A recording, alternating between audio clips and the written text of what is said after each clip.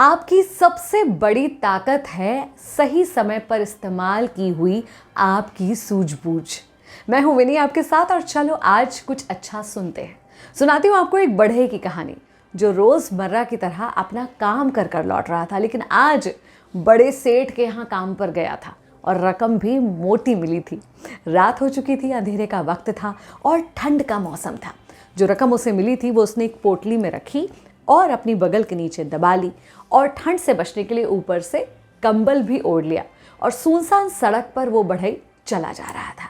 बस उसे घर पहुंचने की जल्दी थी। लग रहा था कि आज पत्नी बहुत खुश होगी, क्योंकि पत्नी को पहले ही उम्मीद थी कि आज के काम से ढेर सारी कमाई करके मेरा पति लेकर आने वाला है।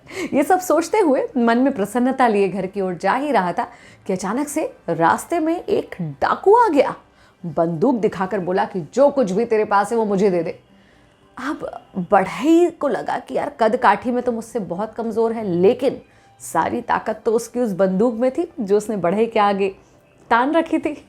बढ़ई ने बिना कुछ कहे चुपचाप वो धन की थैली निकाल कर उसको दे दी। वो जाने लगा।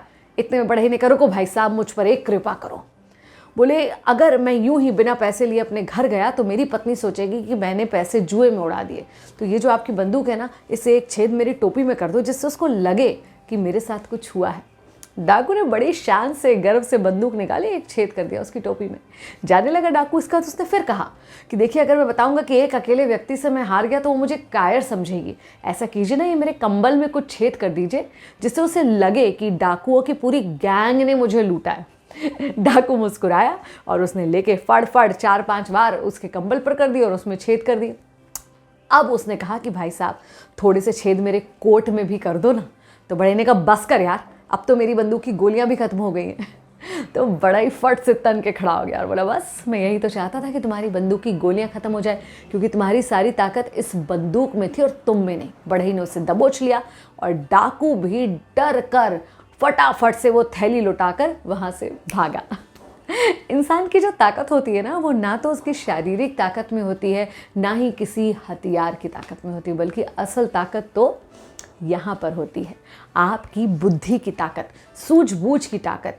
कई बार कहीं किसी से आर्ग्यूमेंट हो जाए, कोई बात हो जाए, कोई अप्रिय सिचुएशन हो जाए, आप बाद में आकर सोचते हो कि मुझे ये करना चाहिए था या ये कहना चाहिए था, लेकिन अपनी सूझबूझ का सही समय पर इस्तेमाल नहीं कर पाते। थोड़े से मेडिटेशन से, थोड़ा सा शांति के साथ हर दिन कुछ समय खुद के साथ बिताकर आप अपने अंदर ये स्किल डेवलप कर सकते हैं, जिससे आप अपनी बुद्धि का, अपनी सद्बुद्धि का प्रयोग सही समय पर, सही जगह पर, सही तरीके से कर सकें। और यही होगी आपकी सबसे बड़ी ताकत, जिससे आप हर किसी से जीत सकेंगे।